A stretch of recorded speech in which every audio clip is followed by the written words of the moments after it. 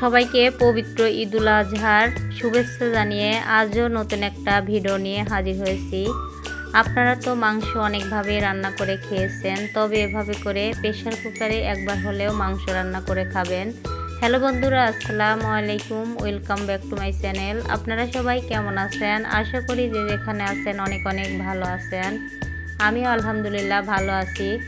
আজকে আমি আপনাদের মাঝে 10 মিনিটে প্রেশার কুকারে কিভাবে গ্যাস সাশ্রয় করে মাংস রান্না করবেন সেটাই শেয়ার করব।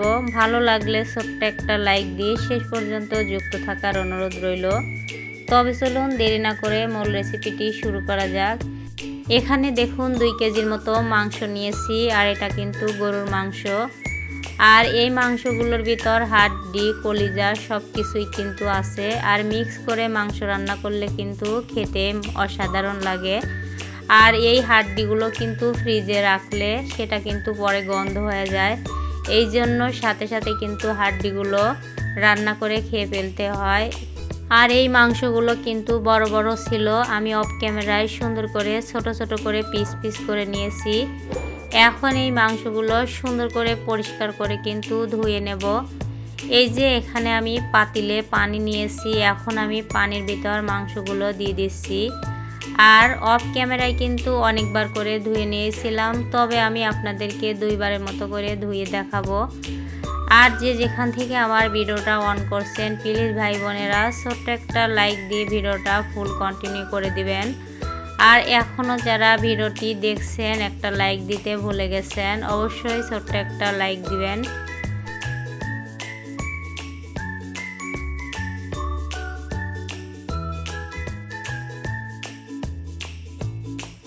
এই যে দেখুন একবার আমি মাংস ধুয়ে নিয়েছি, আবারও সুন্দর করে পানি পাল্টে নিলাম।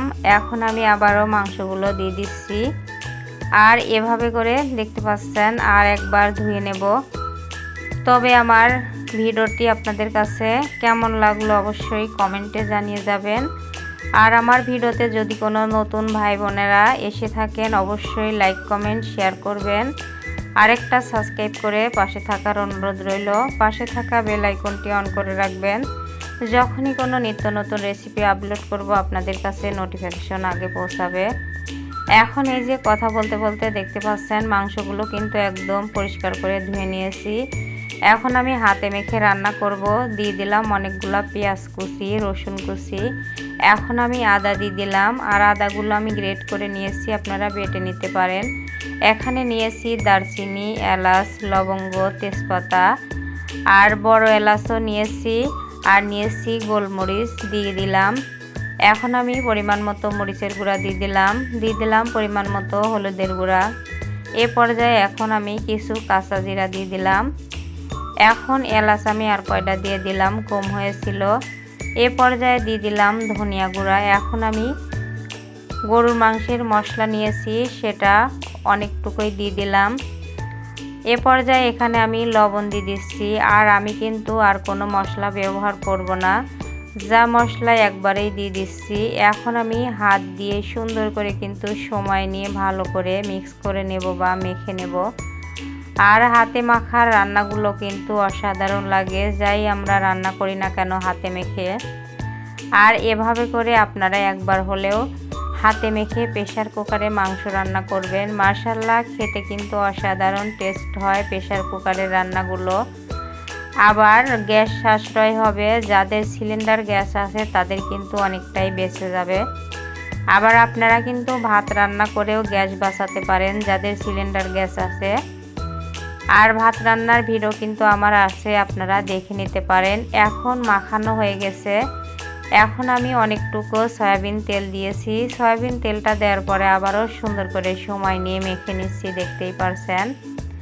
আর মাখানোর সময় সাবধানে মাখাবেন, কারণ এখানে হাড্ডি থাকে, হাতে কিন্তু ব্যথা লাগে। আমার কিন্তু হাতে একটু ব্যথা লেগেছিল। এ পর্যায়ে আমি বেশি পানি দেই নাই, শুধুমাত্র হাতটা ধুয়ে দিয়েছি। আর এই যে চুলার উপর বসিয়ে দিয়েছি, এখন আমি একটা ঢাকনা দিয়ে ঢেকে দেব। এই যে ঢাকনা দিয়ে ঢেকে দিলাম। আর এখানে কিন্তু অনেক সময় আমি কষায়ে নেব, কষায়ে নেওয়ার পরে কিন্তু প্রেশার কুকারে দিয়ে দেব। এই যে 5 মিনিট পরে বলক উঠে আসছে, দেখতে পাচ্ছেন। ঢাকনা খুলে নিয়েছি। এখন আমি সুন্দর করে নাড়াচাড়া করে ঢাকনা দিয়ে ঢেকে ঢেকে বারবার কষিয়ে নেব।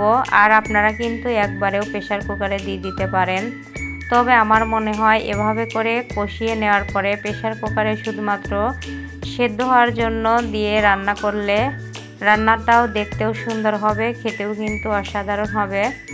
এই যে ভালো মতো একদম বলক উঠে এসেছে, আর মাংসটা অনেকটাই বেশি হয়েছিল পাতিলে, এই জন্য ভালো করে কিন্তু আমি নাড়াচাড়া করতে পারছিলাম না। আবার আমার এক হাতে মোবাইল ছিল এই জন্য। আর আমি প্রেসার কুকারে দেব বলে এখানে ছোট একটা পাতিলে দিয়েছি, আপনারা বড় পাতিলে এভাবে করে কষিয়ে নিয়ে প্রেসার কুকারে মাংসটা রান্না করতে পারেন। এই যে আবারও ঢাকা দিয়ে ঢেকে দিয়েছিলাম, আবারও নাড়াচাড়া করে দিচ্ছি। আর প্রেসার কুকারে যাই রান্না করেন না কেন আপনাদের অনেকটাই গ্যাস বেঁচে যাবে, তাই বলছি প্রেসার কুকারে যা যা রান্না করা যায় সেটা আপনারা অবশ্যই ট্রাই করবেন, তাহলে অনেকটাই সংসারের হাজার হাজার টাকা বেঁচে যাবে। এভাবে করে কষানো হয়ে গেছে, দেখতে পাচ্ছেন চুলাটা আমি বন্ধ করে দিয়েছি। এখন আমি প্রেসার কুকারে দিয়ে নেব। এই যে প্রেসার কুকার নিয়েছি, আর এই প্রেসার কুকারে দিয়ে মাংস রান্না করলে কিন্তু 5 থেকে 7-8টা সিজ দিতে হয়। বেশি করে সিজ দিলে কিন্তু মাংসটা গলে যায়, সেভাবে করে আমি রান্না করেও দেখেছি। এই যে দেখতে পাচ্ছেন পানি দিয়ে দিচ্ছি, আর পানিটা অবশ্যই গরম পানি দিবেন। পানিটা দেওয়ার পরে আমি নাড়াচাড়া করে মাংসগুলো নিয়ে নিলাম, আর এই যে ঢাকা দিয়ে আটকে দিচ্ছি, তারপরেই কিন্তু চুলার উপর বসিয়ে দেব। আর এখানে কিন্তু অবশ্যই 7টা বা 8টা সিজ দিবেন, বেশি করে সিজ দিলে কিন্তু মাংসগুলো গলে যাবে। এই যে আমি আপনাদেরকে 2টা সিজ দেওয়া দেখিয়ে দিচ্ছি, আর অফ ক্যামেরায় কিন্তু 7টা সিজ দিয়ে নিয়েছিলাম। আর এটাও কিন্তু একটা টিপস, অবশ্যই এটা ফলো করে মাংস রান্না করবেন। আর ভাত রান্না করলে কিন্তু গ্যাসের চুলার ভোল্টেজ বেশি দেওয়া থাকলে 2টা সিজ দিলেই হয়ে যাবে। আর এখন আমি দেখতে পাচ্ছেন 2-3 মিনিটের মতো চুলার পর রেখে দিয়ে নামিয়ে নিয়েছি। শীষটা বের করে নিতে হবে।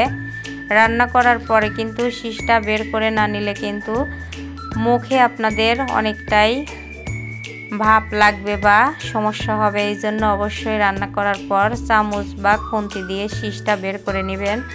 আর দেখতেই পাচ্ছেন রান্নাটা কতটা সুন্দর হয়েছে, কালারটা যেমন হয়েছিল খেতেও কিন্তু দুর্দান্ত হয়েছিল। আর এখানে কিন্তু আমি বেশি মশলা ব্যবহার করি নাই।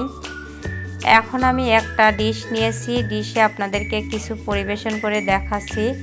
দেখতেই পারতেছেন কতটা লোভনীয় হয়েছে মাংস রান্নাটা, তাই বলছি আপনারা এভাবে করে অবশ্যই প্রেসার কুকারে হাতে মাখিয়ে মাংস রান্না করে খাবেন। একবার খেলে কিন্তু এর স্বাদ ভুলতে পারবেন না, আর আপনাদের গ্যাসটা অনেকটাই বেঁচে যাবে। তবে আমার মাংস রান্নাটি আপনাদের কাছে কেমন লাগলো অবশ্যই কমেন্ট বক্সে জানিয়ে যাবেন। আর পুরাতন ভাইয়েরা আপুরা আমার পাশে যারা আগের থেকে আছেন আপনাদেরকে অসংখ্য ধন্যবাদ, আর মন থেকে অনেক অনেক ভালোবাসা রইল। আর আমার ভয়েস বা ভিডিওতে যদি কোনো ভুল ত্রুটি হয়ে থাকে সবাই ক্ষমার দৃষ্টিতে দেখবেন প্লিজ। আজকের মতো রেসিপিটা কিন্তু এখানেই শেষ করছি। অন্য কোনো দিন অন্য কোনো নতুন রেসিপির সঙ্গে দেখা হবে। ততক্ষণে সবাই ভালো থাকবেন, সুস্থ থাকবেন। আল্লাহ হাফেজ, আসসালামু আলাইকুম।